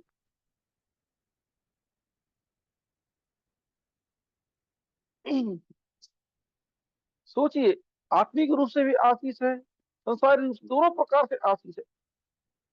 माफ कर रहे हैं, परमेश्वर का स्वर्ग हमारे लिए खुला है। माफ कर रहे हैं लोगों को, हमारे जीवन में आशीष है। ये याद रखिए। इसलिए प्रियो, यदि आप स्वर्ग नहीं जाना चाहते हो, नरक में रहना चाहते हो, तो माफ मत करो। हाँ, उस अनंत आग में जाना चाहते तो माफ मत करो। यदि आप अपने आप को जलाना चाहते हो, अपने आप को नरक में भेजना चाहते हो, तो फिर माफ मत करो। जब परमेश्वर आपको माफ ही नहीं करे तो उस जगह पे एंट्री कैसे देगा? पहले आपको माफ करेगा ना, तभी तो उस जगह पे ले जाएगा अनंत जीवन। जब आपको आनंद जीवन के वारिस होना नहीं तो विश्वास करेगा, मतलब क्या है आपका? खाली आशीष पाने आए, आशीष तो मिल जाएगा, उसके बाद मौत के बाद क्या होगा? याद रखिए प्रियो, असली जिंदगी तो मौत के बाद है। यहाँ तो हम एक मुसाफिर हैं, इस दुनिया में कुछ दिन रहेंगे। परमेश्वर ने कितने दिन रहना है, कितना हर आदमी का बना के रखा है। कोई, है ना, कोई कम साल, कोई ज्यादा साल, कोई बहुत ज्यादा साल। हर व्यक्ति का जन्म लेना और मृत्यु तो तय है लगभग सभी का। याद रखिए प्रियो, मरने के बाद क्या हो, जरा सोचिए। याद रखिए, हम थोड़ा सा दर्द को यहाँ सह नहीं सकते हैं, उस जगह कैसे सहेंगे जो बिना रुके जो दर्द दिया जाएगा, है ना, आग में डाला जाएगा, दुनिया भर का सजा दिया जाएगा। सोचिए। धनवान लाजर का कहानी तो आपने सुना होगा। धनवान व्यक्ति को देखिए, उस आग में तड़प रहा है। लाजर को देखिए, इब्राहिम पिता की गोद में है। एक ने अपने जीवन में, है ना, खूब खुशियां मनाया, खूब पार्टी किया, खूब इंजॉय किया। एक ने अपने जीवन में बहुत दुख उठाया, बहुत हालत खराब था, है, बीमार था, उसे घाव को कुत्ते चाट लिया करते थे, ऐसा स्थिति था। परमेश्वर न्यायी सच्चा है। लाजर को इसलिए वो अब्राहम पिता के गोद में नहीं ले गया कि वो गरीब था। धनवान इसलिए नहीं वो ले गया कि वो अमीर था, इसलिए वो सजा के हकदार हुआ धनवान। धनी होने के बाद वो परमेश्वर को भूल गया था, परमेश्वर से उसे कोई लेना देना नहीं था। ये लाजर को देखो, दुख में था, तकलीफ में था, फिर भी वो परमेश्वर में बना रहा। खाने को भोजन सही नहीं मिल रहा है, जूठा मिल रहा है, यहाँ तक कुत्ते घाव को चाट रहे हैं, तकलीफ में है, लेकिन वो परमेश्वर को भूला है। आजकल लोग क्या करते हैं, ज्यादा तकलीफ हुआ, ज्यादा परेशान हुआ तो भी परमेश्वर से दूर होते हैं, ज्यादा खुशियां मिलता है तो भी परमेश्वर से दूर होते हैं। देखिए, अयुब के अध्याय में देखते हैं, अयुब की तो, जो अयुब का तकलीफ बढ़ गया, उसकी वाइफ बोल रही अब तो परमेश्वर का बुरा ही कर ले, है ना। अयुब कहता है कि जिस हाथ हम खुशी लेते हैं उसे दुख लेने क्या गलत है? परमेश्वर से खुशी मिले तो भी अच्छी बात है, दुख भी मिले तो भी गलत है, मैं गलत नहीं। ये सिखाया जाता है कि ज्यादा दर्द आए, ज्यादा तकलीफ आया तो भी परमेश्वर के खिलाफ हो जाते हैं, ज्यादा खुशी मिले तो भी लोग परमेश्वर के खिलाफ होते हैं। एक गवाही याद आ रहा है। एक पति पत्नी थे, वो बराबर प्रभु की आराधना करने बराबर हर हफ्ता चर्च जाया करते थे, हर काम में अप टू डेट थे। प्रभु के दास ने देखा कि कितने अच्छी, इनको कई साल से बच्चे नहीं है, प्रभु मैं इनको स्पेशल ब्लेस करता हूं, इनको कैसे भी करके आप बच्चे का आशीष दीजिए। परमेश्वर के दास ने उसे ब्लेस किया। कुछ दिन के बाद उनके घर में बच्चा हो, जैसे ही बच्चे का आशीष मिला उसके बाद वे लोग लापरवाह होना चालू कर दिए। चर्च आ रहे हैं, कभी कभार नहीं आ रहे हैं, मनमाने कर रहे हैं, एक दिन प्रभु के दास उनके घर गया और उनसे कहता है कि क्यों प्रियो, आप लोग चर्च नहीं आ रहे हैं? बोले क्या करे पास्टर साहब, ये बच्चे की वजह से हम लोग चर्च नहीं आ पा रहे हैं, बड़ा तकलीफ हो रहा है, इसके चक्कर में ये होता है वो होता है। प्रभु के दास ने कहा कोई बात नहीं, आप लोग के लिए चर्च आने में रुकावट खड़ा कर रहा है, ठीक है, मैं प्रभु से दुआ करता हूँ कि प्रभु वापस ले ले, तब तो आओगे ना चर्च। तो ये बात फिर एहसास हुआ, उसके बाद फिर रेगुलर हो। याद रखिए कि क्या आपका आशीष छीनेगा प्रभु तभी आप सुधरोगे क्या? यही होता है। कुछ लोगों को जब आशीष मिलता है तो भी पचा नहीं पाते हैं, कुछ लोगों को दुख मिलता है तो भी सह नहीं सकते हैं। आशीष को अगर हम पचा के, आशीष को हम विशेष ना समझे, प्रभु को विशेष समझे, तो भी तो हम भकेंगे नहीं। दुख में हम स्थिर रहे तो दुख ज्यादा दिन टिकेगा नहीं। दुख कब भगेगा? परेशान होने से नहीं भगेगा। स्थिर रहिए ना प्रभु में। दुख को भगाने वाला वो है। दर्द सहन नहीं होता है, आप प्रभु से सहन शक्ति मांगिए, प्रभु आपको ताकत देगा, दर्द सहन हो जाएगा। याद रखिए आशीष इतना वो नहीं है आसानी मिलने वाला चीज, आपको कीमत चुकाना पड़ेगा। यदि गलती से देखे उस व्यक्ति को मिल तो गया लेकिन लापरवाह हो गए। याद रखिए आशीष आसानी से मिल गया तो लोग लापरवाह होते हैं। आशीष को कमाओ और उसका कदर करना सीखो। जो कदर नहीं करता है ना, जहां से आया वापस चला जाता है। कई लोग के बीते दिन हमने प्रेयर, कई लोगों के जीवन पर वो आश्चर्य कर्म किए, हमने उसे समझाया कई लोगों कि आप बने रहो प्रभु में, प्रभु आपकी जीवन अद्भुत काम करे। लापरवाही की जो आशीष आया था चला गया। अब हम क्या करें? हम तो आपको समझाए थे ना। लोग सोचते हैं कि परमेश्वर एक बार आशीष दे दिया ये कहीं बंद नहीं होगा, ये गलत फहमी। लीकेज होने के बाद कितना दिन तक चलेगा कुछ भी चीज? जहाज ठीक, जब तक ठीक है ठीक है, जहाज में लीकेज हो गया क्या वो सही रहेगा? आपके लाइफ में लीकेज हो गया, क्या करोगे? दरवाजा बनाए, खिड़की बनाए, घर में सब कुछ, बोलोगे कि ये चोर ना घुसे?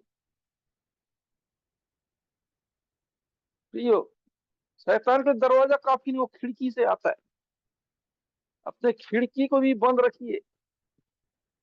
परमेश्वर जो है दरवाजा खटखटाता है, चोर कहाँ से आता है? खिड़की से आता है। शैतान जो आता है खिड़की से।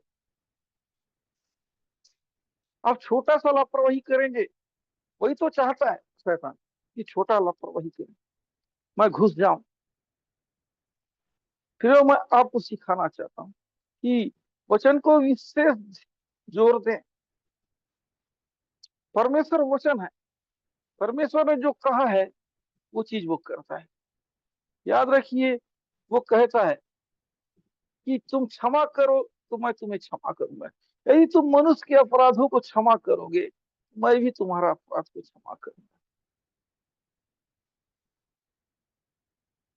परमेश्वर प्रेमी है, हमसे प्रेम करना चाहता है, वो प्रेम करता है। याद रखिए हम प्रभु से कितना प्यार करते हैं। यदि हम प्यार करते हैं तो वो अपना प्यार दिखाएगा। वो चाहता है कि हम पहले प्यार करें। हम कितना प्यार कर रहे हैं, अपने प्यार को दिखाइए। अगर आप उससे प्यार करते हो, उसकी वचन क्या कह रही है, तुम मुझसे प्यार करते हो तो मेरी आज्ञाओं को मानोगे। मेरी आज्ञा है ना, प्रभु की आज्ञा को मानोगे। प्रभु आज सिखा रहा है, प्रभु की आज्ञा है, प्रभु आपसे बात कर रहा है अपने वचन के द्वारा कि तुम क्षमा करो अपने अपराधियों को, चाहे आपका कितने भी नुकसान किया है। वो नहीं करे, तुम्हारी जरूरत पूरी मैं करूँ, तुम्हारे ब्लेस मैं करूंगा। अगर हम सच्चे दिल से अपने अपराधियों को क्षमा किए तो परमेश्वर हमारे लिए भला करने वाला है। सामने वाला आपका नुकसान कितना भी कर दिया हो, परमेश्वर आपके लिए भलाई करेगा। यूसुफ के परिवार वालों ने यूसुफ को कितना नुकसान कर दिया, कैसा जिंदगी जिया, लेकिन परमेश्वर उसे मिस्र का प्रधानमंत्री बनाया, कितना ऊंचा पद दे दिया। आपका सामने वाले कितना नुकसान किया, कोई बात नहीं, परमेश्वर आपको 10 गुना लौटाने जा रहा है, उससे ज्यादा लौटाने जा रहा है। आप माफ कीजिए, माफ कीजिए अपने कसूरवारों को, जो आपके लिए बुरा सोचा है, बुरा किया है, आपके लिए बुरा बोया है। यदि आप अपने आप को आशीष होना चाहते हैं तो वचन को थामिए, परमेश्वर आपके साथ है। अगर आपका लोगों ने बुरा किया, बुरा करने दो, आप उन्हें माफ कीजिए, माफ कर दो, कोई दिक्कत नहीं। प्रभु आपके जीवन में काम करेगा। बदला मत लीजिए, पलटा लेने का काम परमेश्वर का है, बदला लेने का काम उसका है। यदि आपको वो नुकसान पहुंचाता है, सोचो कि वो प्रभु को नुकसान पहुंचाता है। यदि आप तो सोचोगे मैं इसको छोड़ूंगा नहीं, आप खुद जिम्मेदार हो। आपको सामने वाले बर्बाद करने का सोचे, वो खुद बर्बाद हो जाएगा। अगर आप सही हो तो देखना कुछ दिन के बाद जो आपका नुकसान करने वाले की हालत क्या होता है। आप गलत हो तो आपका नुकसान करने वाला आपसे ज्यादा आसानी हो जाएगा। याद रखिए, आप सही हो, आपका नुकसान करने वाला नुकसान उठाएगा, आपको कुछ करने का जरूरत नहीं है। वचन कहता है अगर आपने वचन को थामा है, आपके दुश्मन लज्जित होने वाले हैं, शर्मिंदा होने वाले हैं। आप शर्मिंदा मत करो, उसको शर्मिंदा प्रभु करेगा, अर्श से फर्श में आ जाएगा, ऊपर से नीचे आ जाएगा। अगर आप सही हो तो आपको जो बिगाड़ना है बिगाड़ने दो, जो नुकसान करता है करने दो। ये सोचो ये मुझे नहीं, परमेश्वर को कर रहा है। वो आपको गाली बक रहा है, बकने दो, ये मुझे नहीं दे रहा है, परमेश्वर को बक रहा है। परमेश्वर इससे हिसाब करेंगे। ये आपका बुराई करता फिर आपका नुकसान करता फिर रहा है, करने दो, ये परमेश्वर का कर रहा है। यदि आप माइंड लेने चालू कर दिए, आप अपना हिसाब करना चालू कर दिए, परमेश्वर रुक जाएगा। आप जानो फिर, परमेश्वर को उम्मीद मत रखो। परमेश्वर आपके जीवन अद्भुत काम करना चाहता है, परमेश्वर को मौका दीजिए। अगर आप परमेश्वर को मौका नहीं देंगे तो परमेश्वर कैसा करेगा। अपने से मौका नहीं लेता है, उसे मौका देना पड़ता है। आप अपने कसूरवारों को, है ना, अपराधियों को, जो आपका नुकसान पहुंचाते हैं, बुरा करते हैं, उनका आप बुरा मत कीजिए। प्रभु इन्हें क्षमा कर, ये क्या कर रहे हैं ये जानते नहीं। इनके लिए कोई मलाल मत रखिए, कोई जलन मत रखिए, ये परमेश्वर का नुकसान कर रहा है ना। प्रभु मैं इसको क्या किया, मैं कुछ नहीं जानता, मुझे हिम्मत दे, मुझे माफ करने नहीं हो रहा, कोई बात है आप बोलिए, प्रभु जी मैं इंसान, मुझे माफ करने नहीं हो रहा, लेकिन फिर भी आप मुझे हिम्मत दीजिए। आप दोगे हिम्मत, आप करोगे तो ही मैं कर पाऊंगा। प्रभु आप चाहते हो ना, आपका वचन कहता है कि माफ करो। मैं तो सक नहीं रहा हूं, लेकिन आप बोले हो तो आप मुझे हिम्मत दीजिए, मैं इसे माफ करना चाहता हूँ। यदि आप ऐसा कोशिश करोगे तो ही होगा, नहीं मुझे माफ करने तो होता नहीं, कितना ही करो, कठिन काम है ना, कहाँ से होगा। वो परमेश्वर कराएगा। बोलिए प्रभु आप का वचन कर, आप कर, इसलिए आप कीजिए, तभी तो मैं कर पाऊंगा माफ, नहीं तो मैं कर ही नहीं पाऊंगा। इसलिए प्रियो मैं फिर से कहना चाहता हूँ कि परमेश्वर चाहता है कि हम मनुष्य के अपराधों को क्षमा करें, तो परमेश्वर हमारे अपराधों को क्षमा करेगा, है ना। हमें सबसे पहले लोगों को क्षमा करना है, प्रभु हमें क्षमा करेगा। प्रभु इन वचनों के द्वारा आप सभी लोगों को ब्लेस करे, मैं प्रार्थना कर रहा हूँ। धन्यवाद धन्यवाद धन्यवाद, राजाओं के राजा, प्रभु के प्रभु, हालेलुया, यीशु के नाम से पूजी। आज का दिन के लिए धन्यवाद पूजी, आपके सम्मुख आते हैं पूजी, आज के वचन को पूजी, आपने बात किया, धन्यवाद। एक एक लोगों को मैं आपके हाथों में सौंपता हूँ पूजी, जितने लोगों ने प्रभु जी आज का वचन को सुना पूजी, हाँ जितने लोगों से आपने बात किया पूजी, धन्यवाद पूजी। जिन्होंने अपने अपराधियों को क्षमा नहीं किया पूजी, उनके दिल में कार्य कीजिए, वे लोग आज से पूजी अपने अपराधियों को क्षमा करना चालू कर दे पूजी, हालेलुया। मैं आपके हाथों में देता हूँ एक एक लोगों को पूजी, उनके जीवन में अद्भुत काम करना चालू कर दीजिए आज से पूजी, हाल ये वचन उनके दिल में घुस नहीं पाए पूजी, 60 गुना 70 गुना 100 गुना फरू जी, फल ला नहीं पाए पूजी, फल ला नहीं पाए, फल ला नहीं पाए, यीशु नासरी के नाम से फल आना चालू हो जाए उनके जीवन में प्रभु जी, यीशु के नाम से प्रभु जी फल आना चालू हो जाए। ओ धन्यवाद धन्यवाद। जिस तरह हम अपने अपराधी को माफ करते, उस ही तरह से हमारे अपराध को माफ कर दे। जिस तरह हम अपने अपराधी को माफ करते, उस ही तरह से हमारे अपराध को माफ कर दे। ऐ हमारे बाप, तू जो आसमान में है, तेरा नाम पाक माना जाए, तेरी बसाहत आए। ऐ हमारे बाप, तू जो आसमान में है, तेरा नाम पाक माना जाए, तेरी बासाहत आए। Thank you thank you thank you. हो राजाओं के राजा प्रभु प्रभु हालेलुया। हाँ प्रभु जी, अपने अपराधियों को हमें माफ करना सिखा प्रभु जी, हालेलुया। आपने कहा है प्रभु जी, हम माफ नहीं करेंगे तो प्रभु जी आप भी माफ नहीं करोगे प्रभु जी। यीशु के नाम से प्रभु जी अपने लोगों से प्रभु जी ये बात कर प्रभु जी, माफ करना सिखा प्रभु जी। एक एक लोग जीवन अद्भुत काम करना चालू कर दे प्रभु जी, यीशु नासरी के नाम से, यीशु नासरी के नाम प्रभु जी मैं आपके हाथों में देता हूँ, आपके लोगों को आपके हाथों में देता प्रभु जी। पवित्र परमेश्वर प्रभु जी, आप बड़े आप बड़े आप बड़े प्रभु जी, आज का वचन लोग जीवन में अद्भुत काम करने पाए प्रभु जी, यीशु के नाम से, यीशु के नाम से पवित्र परमेश्वर प्रभु जी हालेलुया। आपके हाथों में देता हूँ, आपके हाथों में देता प्रभु जी, हालेलुया।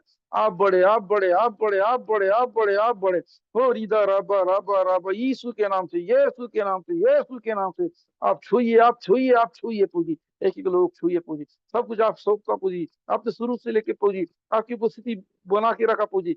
हाँ धन्यवाद देते, जितने लोग जुड़े सभी को ब्लेस कीजिए, उनके परिवार को ब्लेस कीजिए, आपके हाथों में सौंपता हूँ। ये विनती आपके बेटे प्रभु यीशु के नाम से मांगता हूँ, स्वर्ग आमीन। ओके,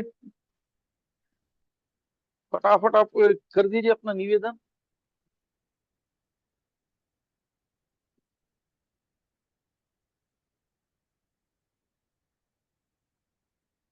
अपने प्रार्थना निवेदन को लिख दीजिए प्रियो।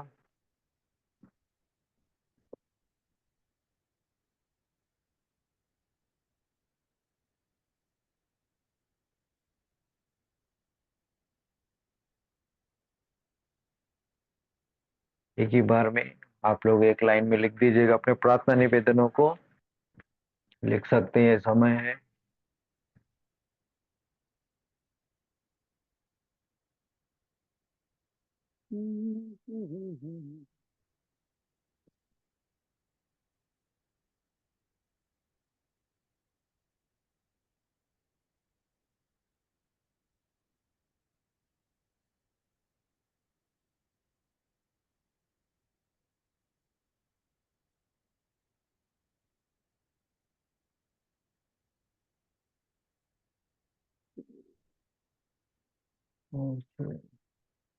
जॉब के लिए और पिताजी के पैर के घाव ठीक होने के लिए रीना दर्रो। ठीक है, बहन रीना दर्रो को मैं ब्लेस करता हूँ फौजी, इनको एक अच्छा जॉब मिलने पाए फौजी, इनके विश्वास के अनुसार इनकी विश्वास को बढ़ाइए फौजी।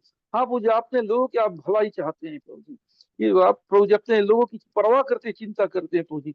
मैं आपके हाथों में देता हूं, बहन को ब्लेस कीजिए, उनके पिताजी के जो पैरों घाव जो भी प्रॉब्लम है फौजी, यीशु के नाम से वो चंगा होना चालू हो जाए, चंगे होना चालू हो जाए फौजी, यीशु के नाम से फौजी। इनके विश्वास के अनुसार बहन आप रिसीव कीजिए, आपकी पिताजी को प्रभु छूने जा रहे हैं, उनके जीवन अद्भुत काम करने जाए, यीशु के नाम में ब्लेस करता हूँ, आमीन।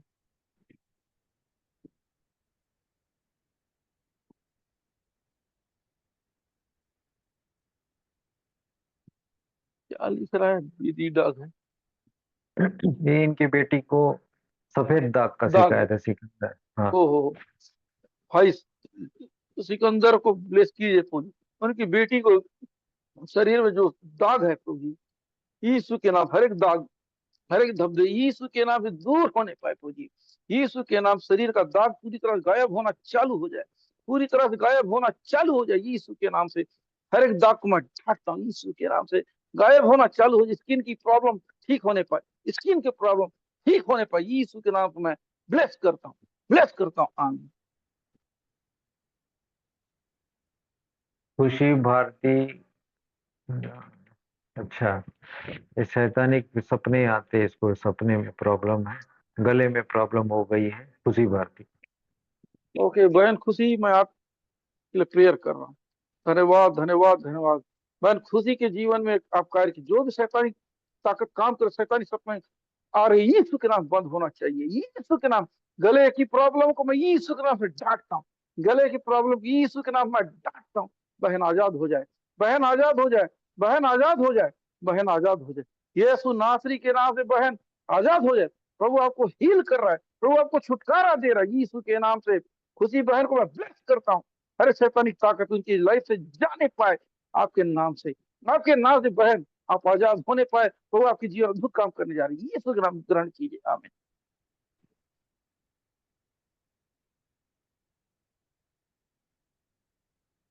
और और रामेश्वर सिंह के लिए है सैलरी पेमेंट बढ़ने के लिए। भाई रामेश्वर को मैं ब्लेस करता हूँ, प्रभु जी आप रिसीव कीजिए भाई को, प्रभु जी यीशु के नाम से आपका सैलरी बढ़ने पाए, यीशु के नाम से आपके विश्वास के अनुसार आपके जीवन प्रभु अद्भुत काम करना चालू कर दे यीशु के नाम से, अद्भुत काम करना चालू कर दे यीशु के नाम से। मैं ब्लेस करता हूँ रामेश्वर को, ब्लेस करता हूँ यीशु के नाम से। प्रभु इनके जीवन अद्भुत काम कीजिए, तो इनके विश्वास को बढ़ाइए यीशु के नाम से। आमीन।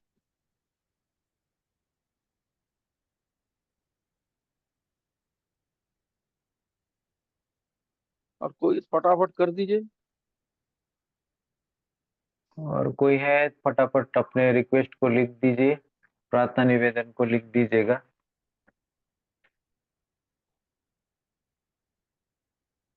टाइम हो चुका है, इसलिए जल्दी।